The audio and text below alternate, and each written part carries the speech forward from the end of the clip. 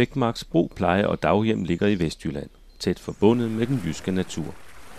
Her er ikke langt til hverken havet, til heden eller til skoven. På hjemmets egne områder sætter vi pris på farverige blomster og planter, så beboere og brugere kan føle sig hjemme og godt tilpas.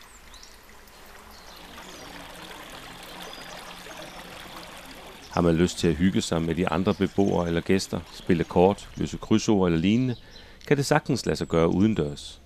Hjemmets 2 atriumgårde giver læ og god mulighed for, at man kan sidde ude i den friske luft.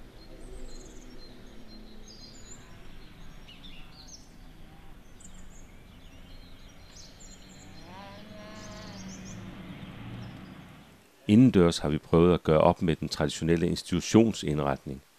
Mange tidligere beboere har foræret os både møbler, genstande og billeder, så gange og opholdsområdet nu minder om små dagligstuer med plads til håndarbejde, afslapning og en lille passiar.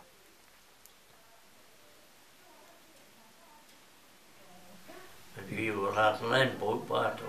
Det er sådan, at vi giver hinanden før. Vi har det godt. Hvad? Altså, vi har det godt. Jamen, ja, det er en sag. På Bækmarksbro Pleje- og Daghjem råder vi over moderne teknik, der gør det lettere for beboere og personale at klare dagligdagens gøremål. Det gælder både store tekniske hjælpemidler, der hjælper gangbesværede med at komme i seng, og mindre hjælpemidler til at styrke bevægelighed i arme og ben.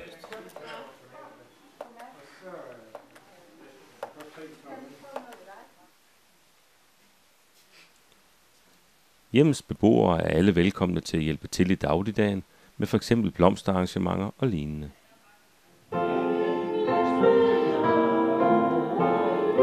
To gange om ugen holder vi morgenandagt eller gudstjeneste med salmesang og tekstlæsning.